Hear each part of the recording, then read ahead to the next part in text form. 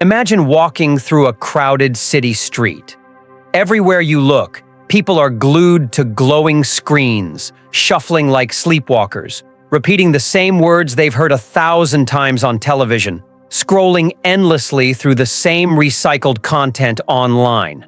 On the surface, it looks like modern life, but underneath, it is something far darker, a civilization caught in the grip of mass psychosis.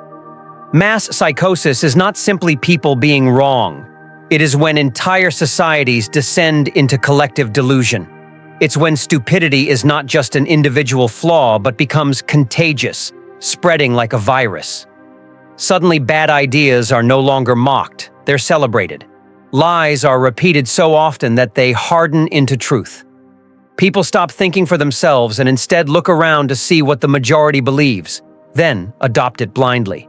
And in a world like that, stupidity becomes the most powerful force. You may have noticed this. Conversations with average people feel like talking to an echo chamber. Instead of original thoughts, you hear recycled slogans. Trust the system. It's for your safety. Everyone knows that. They're not thinking. They're parroting. This is not intelligence. It's obedience dressed up as wisdom. And once you start noticing, it feels like you're surrounded by people who are not fully awake. Psychologists have long warned about this. Carl Jung called it the collective shadow, a mass eruption of unconscious drives where reason disappears. Gustave Le Bon, in his famous book The Crowd, wrote that individuals in a group lose their ability to think critically. They become like a herd, driven by emotion, suggestion, and manipulation. Modern neuroscience has confirmed it. The brain, when surrounded by consensus, literally turns off independent judgment. Think about that. Most people you see are not thinking. They're outsourcing thought. They follow the crowd because it feels safer than being alone. And that creates a dangerous situation. If the crowd is stupid, their stupidity multiplies. One fool is harmless. Millions of fools together can destroy civilization. This is why the world feels insane. It's not just corruption in politics, or stupidity in entertainment, or blind obedience at work. It's the merging of all of it into a collective madness. People have become so dependent on approval that they cannot see reality. They will deny what is right in front of their eyes, just to fit into the herd. And when you point it out, they look at you like you're the crazy one. But here is the terrifying truth. Every era of mass psychosis feels normal to those living inside it. Medieval peasants didn't think they were insane for burning witches. They thought they were righteous. Citizens in authoritarian regimes didn't think they were brainwashed. They thought they were loyal patriots. Today, people glued to digital propaganda don't think they're hypnotized. They think they're informed. That is the genius of mass psychosis. It convinces the prisoner that he is free. And so we arrive at the question, if stupidity surrounds us, how do we escape it? How do we stay sane in a world where irrationality is the new normal? That is what this series will uncover. In the next section, we'll look at how mass psychosis is engineered, the tactics used by governments, media, and culture to keep people blind, obedient, and stupid. Because only when you see the mechanisms clearly can you begin to resist them. Mass psychosis is not an accident. It does not emerge from thin air, nor is it simply the sum of individual stupidity. It is engineered, carefully, deliberately, and repeatedly. Every empire, every regime, every system that has ruled over large populations has understood this truth. If you can control perception, you control reality. And the most effective way to control perception is not with guns or chains, but with illusions that people willingly believe. The first weapon of mass psychosis is fear. Nothing paralyzes critical thinking faster than the threat of danger. Fear drives people into the arms of authority, begging for protection. This is why leaders manufacture crises, wars, pandemics, economic threats. Even when real problems exist, they are magnified, dramatized, and repeated endlessly until people are too scared to question. A terrified population is easy to control because fear shuts down rational thought. The second weapon is repetition. Propaganda is never subtle. It is loud, relentless, and exhausting. The goal is not to persuade you with arguments, but to bombard you until resistance collapses. The human brain has a quirk. When it hears something often enough, it begins to accept it as truth. That's why slogans are repeated, why the same news cycle spins endlessly, why memes spread like wildfire. It's not information, it's programming. And the majority mistake programming for truth. The third weapon is division. If the people ever united, they would see the madness and revolt against it. So mass psychosis requires a constant state of conflict. Society is split into tribes, left versus right, rich versus poor, race versus race, gender versus gender. Each group is fed its own narrative, each one convinced the other side is the enemy. While the masses argue with each other, the architects of control sit quietly, tightening the screws. Division is the ultimate distraction. The fourth weapon is comfort and distraction. A population that is kept entertained and mildly satisfied will not question much. Bread and circuses kept the Roman mobs docile. Today, it's dopamine scrolling, cheap pleasures, fast entertainment, and endless consumerism. People are so busy chasing the next laugh, the next like, the next purchase, that they don't realize their freedoms are eroding, their minds are shrinking, and their intelligence is being traded for comfort. And perhaps the most sinister weapon of all, shame. Anyone who dares to step outside the herd is ridiculed, mocked, or labeled as crazy, stupid, or dangerous. The majority does not even need to silence dissent. It silences itself out of fear of rejection. Social shame is the invisible cage. Most people would rather be wrong with the crowd than right and alone. That single truth explains why intelligent men hide their thoughts, why women parrot fashionable lies, and why stupidity spreads faster than wisdom. When you combine these weapons, you create a society that is hypnotized. People no longer think for themselves. They outsource thought to authorities, celebrities, algorithms, and the herd. They are not individuals anymore, but extensions of a machine. They laugh when they are told to laugh. They panic when they are told to panic. They cheer for their own enslavement, believing it's freedom. And if you question it, they will attack you. Not because they understand, but because their programming demands it. This is why it feels like we are surrounded by stupidity. It is not simply that people lack intelligence.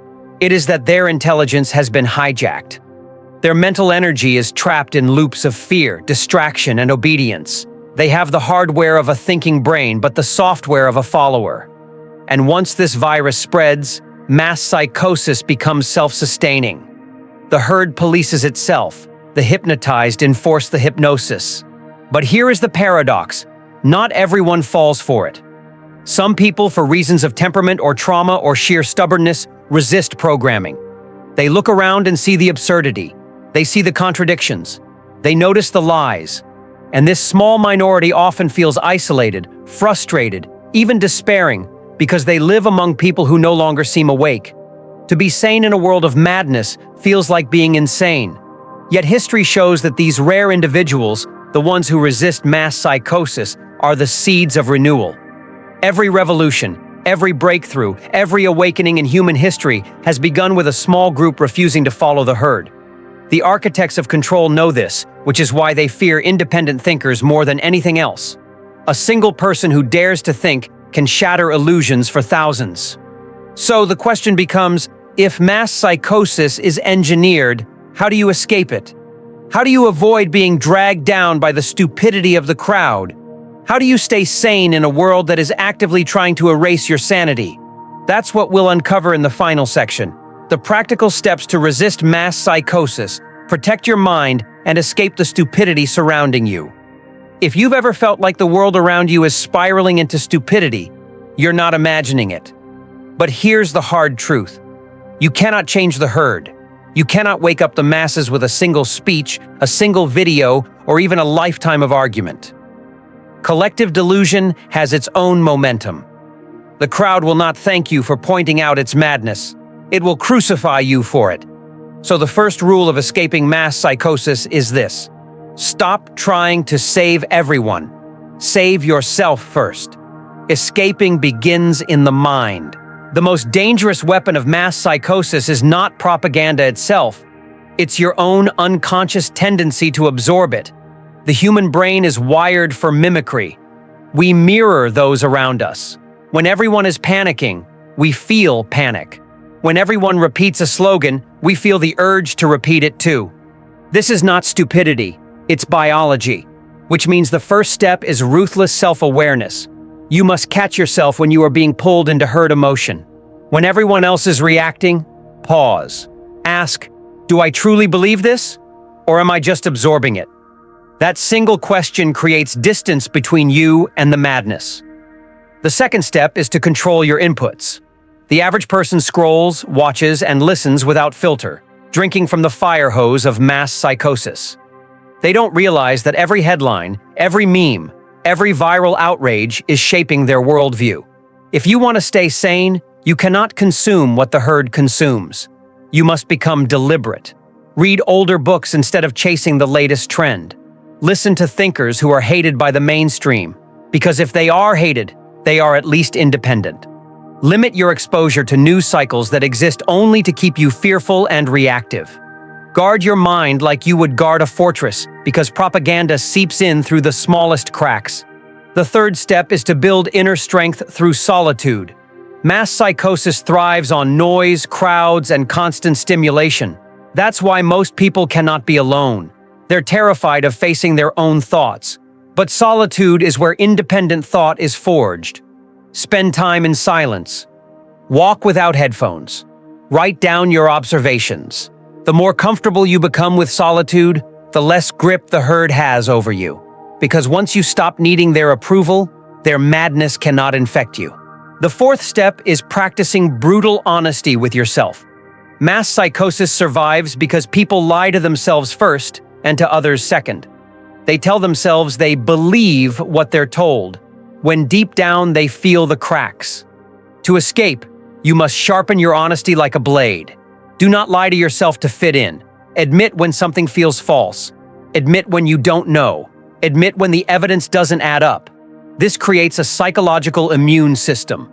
While the masses are swallowing illusions, you're building antibodies of truth. The fifth step is to build alliances with other awake minds. Isolation can keep you sane, but it can also make you bitter and paranoid. The antidote is to connect with the few who see what you see. History shows that every resistance, every counter-movement begins with small circles of people who refuse to bow. These alliances don't need to be large.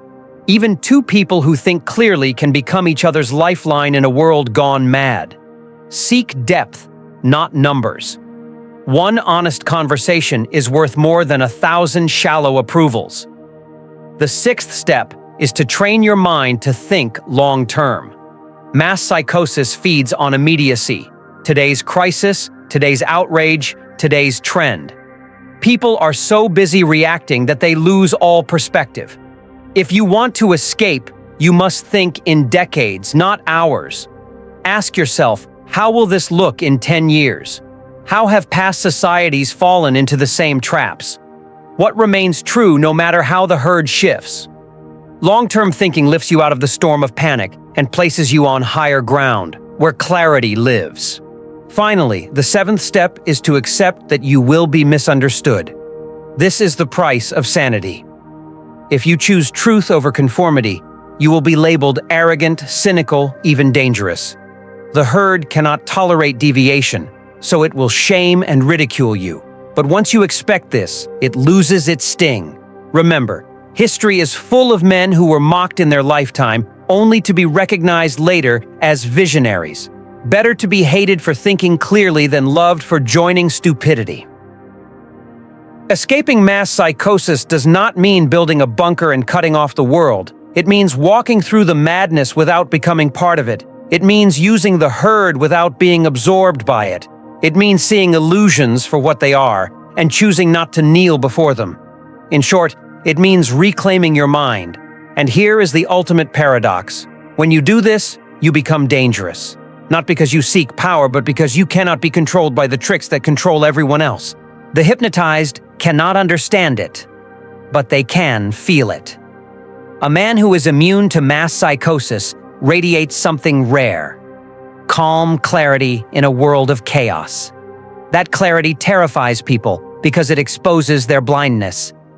In the end, the world may never be free of stupidity. Every generation will have its mass delusions, its engineered fears, its manufactured hysteria. But you do not have to drown in it. You can choose to step out, to see clearly, to think independently. And once you do, you stop being just another victim of mass psychosis. You become its antidote.